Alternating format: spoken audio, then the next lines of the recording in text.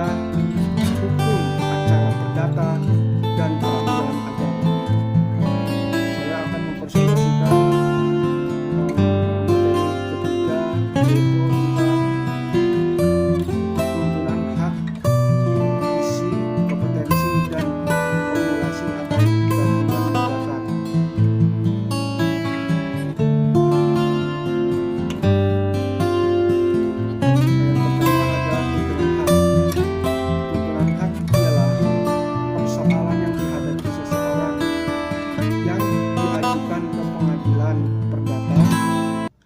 Dalam bentuk tuntunan hak ada dua macam, yaitu persoalan yang mengandung konflik, yang kedua persoalan yang tidak mengandung konflik.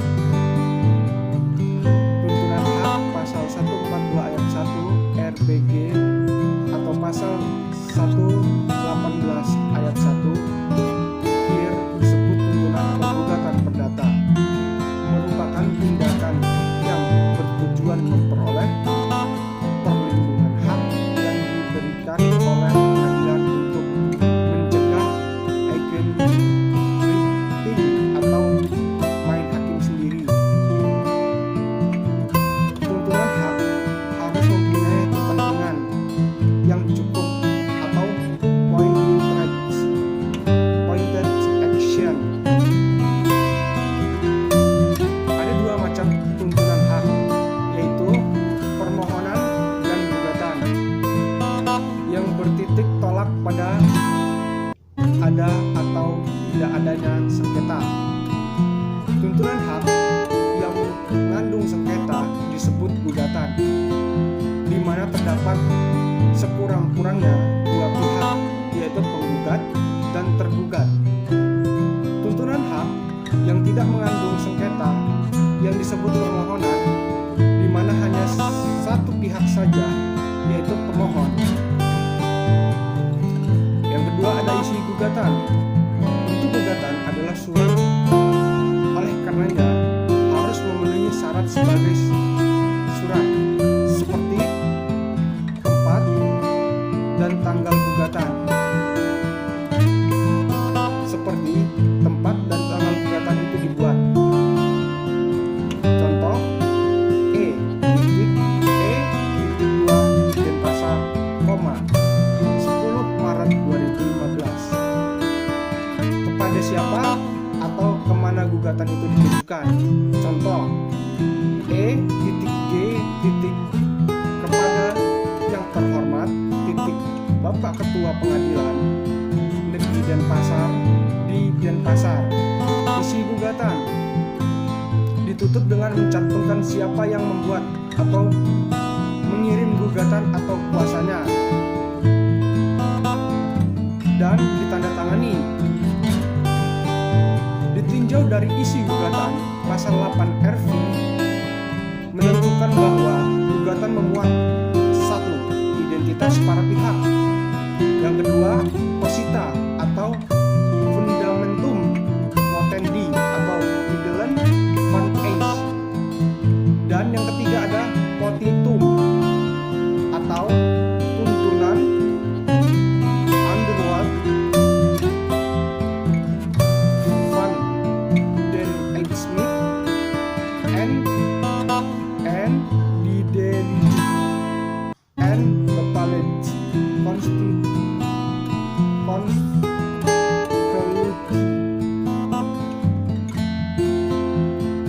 Selanjutnya ada identitas para pihak. Dalam perkara perdata biasanya terdiri dari dua pihak, yaitu pihak penggugat dan pihak tergugat. Para pihak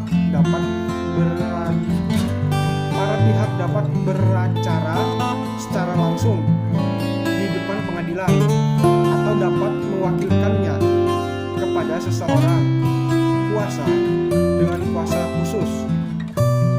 Para pihak itu dibedakan atas pihak material dan pihak formil. Pihak material adalah pihak yang berkepentingan secara langsung, yaitu penggugat dan tergugat. Pihak formil yaitu pihak yang secara formil tampil dan beracara di depan pengadilan, yaitu penggugat, tergugat, dan kuasa hukum. Identitas para pihak tidak lain adalah jati diri atau ciri-ciri masing-masing pihak, baik penggugat maupun tergugat, terutama nama dan alamat atau tempat tinggal, domisili, tempat kedudukan.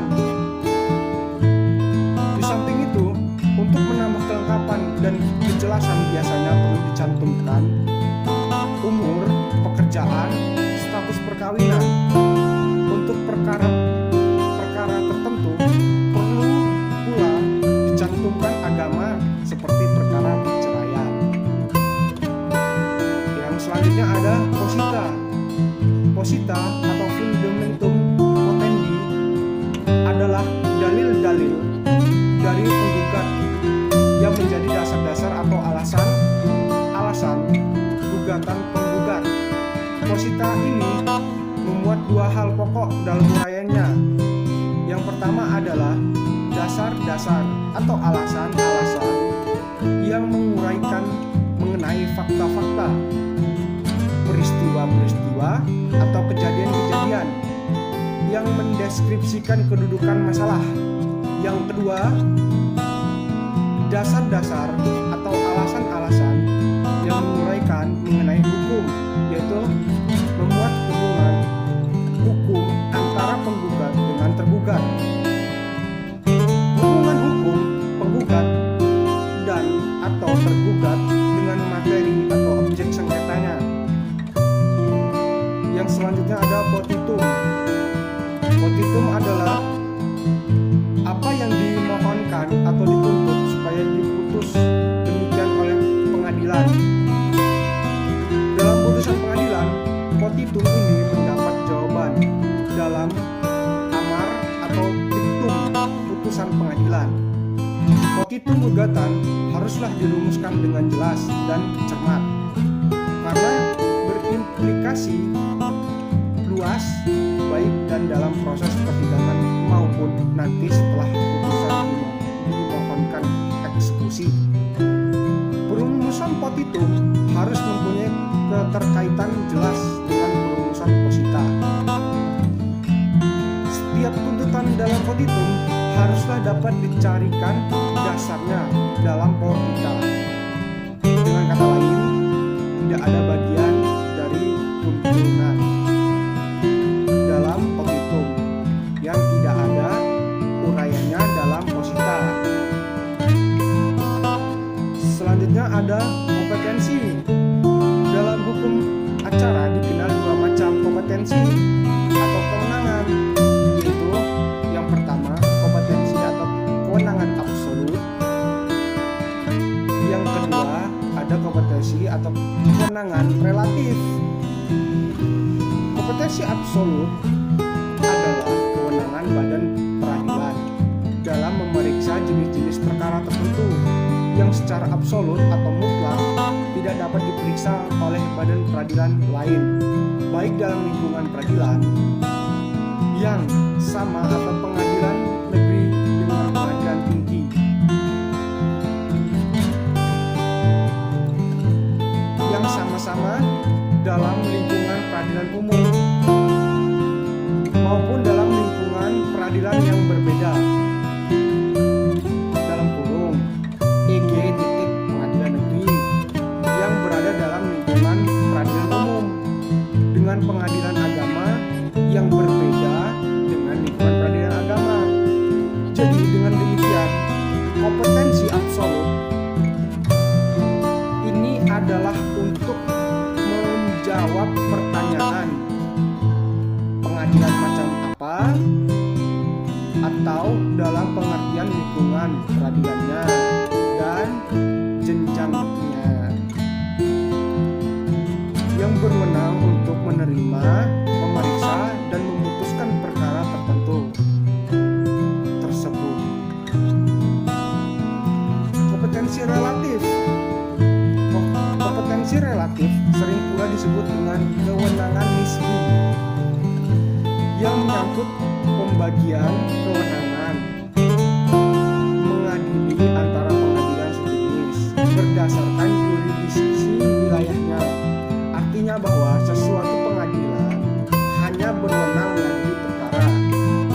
subjeknya atau objeknya berada pada wilayah pengadilan yang bersangkutan.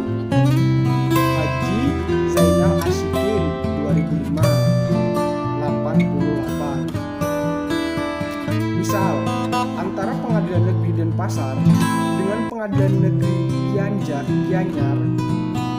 jadi kompetensi relatif dalam hukum acara perdata adalah untuk menjawab kepentingan ke pengadilan negeri mana gugatan harus diajukan. Selanjutnya ada kumulasi atau gabungan gugatan.